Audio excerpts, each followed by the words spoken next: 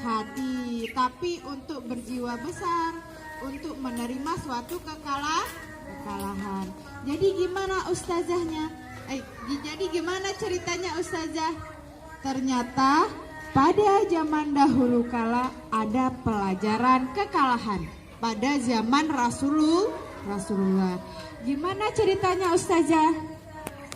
Ternyata pada zaman itu selesai mengebumikan para syuhada Uhud, Rasulullah SAW memanjatkan doa. Apa ya doanya ustazah? Doanya begini bunyinya. Ya Allah, segala puji dan syukur hanyalah milik-Mu. Tidak ada yang dapat menahan sesuatu yang Engkau limpahkan. Tidak ada pula yang dapat memberi sesuatu yang Engkau tahan. Tidak ada yang dapat memberi hidayah kepada yang Engkau sesatkan. Tidak ada pula yang dapat menyesatkan kepada yang Engkau beri hidayah. Berarti kesimpulannya adalah Allah akan memberikan hidayah kepada yang dapat hidayah. Ya Allah, aku mohon limpahkan karunia nikmat-Mu yang tiada akan pernah habis. Berarti nikmat dari Allah tidak akan pernah habis. Kita tidur nikmat nggak? Nikmat. Kita makan nikmat nggak? Nikmat. Kita lelah nikmat nggak? Coba lihat kalau orang nggak ada lelah-lelahnya, enak nggak lihatnya? Enggak kan? Kalau orang nggak bisa tidur sepanjang hari, sepanjang waktu nggak bisa tidur, enak nggak lihatnya? Enak nggak rasa di badan? Enggak. Berarti Allah kasih nikmat tidak habis habis.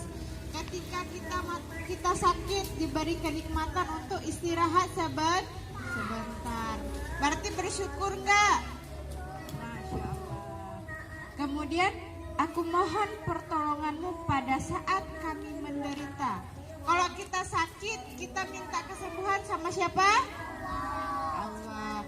Kalau kita susah hati, minta pertolongan sama siapa? Oke. Kalau kita sedang menangis, kita mohon doanya sama siapa? Kalau kita udah bahagia, bersyukur sama siapa? Nah, si Roid. Kalau Roid lagi sedih, ngadunya sama siapa Roid? Allah. Si Rafif, ada Rafif nggak? Rafif.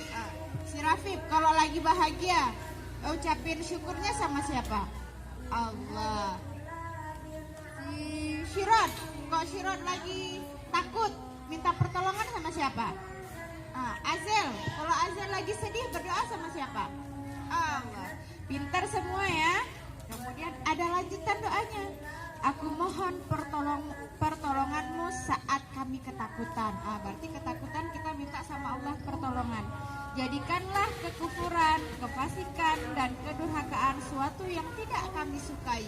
Berarti kita tidak suka kepada kekufuran. Kita tidak suka orang-orang yang melawan. Kita tidak suka anak-anak yang bandel. Kita tidak suka dengan yang nakal. Kemudian Rasulullah SAW pun tidak menunjukkan sikap marah kepada pasukan pemanah. Ternyata pada saat itu ada zaman di mana kaum muslimin mengalami kekalahan peperangan. Tapi Rasulullah tidak menunjukkan sikap marah. Rasulullah itu mensikapinya dengan sikap yang tegas, sikap yang lemah lembut. Kemudian beliau justru memaafkan dan mengakui kelemahan mereka. Berarti kalau kita saat mengikuti lomba, kita kalah, kita tidak boleh menangis. Kita harus berbesar hati. Kemudian oleh karena itu Allah Subhanahu wa Ta'ala pun mengampuni dan meleburkan kesalahan-kesalahan mereka. Namun Allah Subhanahu wa Ta'ala tetap mencela dan mengutuk orang-orang yang lari dari perang Uhud. Perang Uhud menjadi madrasah kekalahan bagi kaum muslimin. Berarti kaum muslimin pertama kali kalah pada perang apa? Pada perang apa?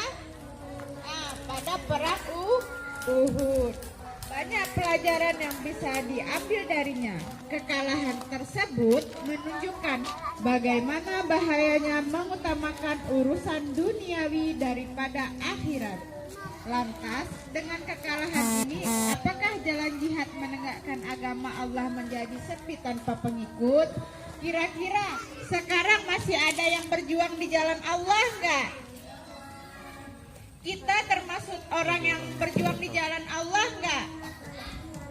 Iya, karena kita belajar menuntut ilmu, belajar ilmu agama dan ilmu dunia. Mana lebih penting ilmu dunia dengan ilmu akhirat? Kenapa lebih penting ilmu akhirat? Kenapa? Ada yang tahu? Para ustazah, ada yang tahu tidak? Iya, karena hidup di dunia hanya sementara. Ustadz Dede yang menjawab. Tepuk salut buat Ustadz Dede. Salam. Ustadz Dedenya malu. Padahal beliau menjawab soal. Berarti beliau bangga hari ini karena bisa menjawab soal dari Ustazah Yenti. Anak-anak Ustazah sudah bisa menjawab pertanyaan dari Ustazah. Anak-anak Ustazah sudah dengar ceritanya belum? Kok belum? Sudah kan? Kata si Edo ya. Kata si Abil sudah mendengarkan cerita Ustazah Yanti. Tapi sayang, ceritanya masuk kuping kanan, keluar kuping kiri. Tapi masih mending. Berarti ketika masuk ada yang diproses baru keluar ke kiri. Jangan sampai Ustazah cerita baru mau masuk kuping kanan mental. Ting, nggak jadi masuk. Ustazah mau siapa yang bisa menyimpulkan cerita dari Ustazah Yanti? Silahkan maju ke depan. Siapa? Ustazah kasih hadiahnya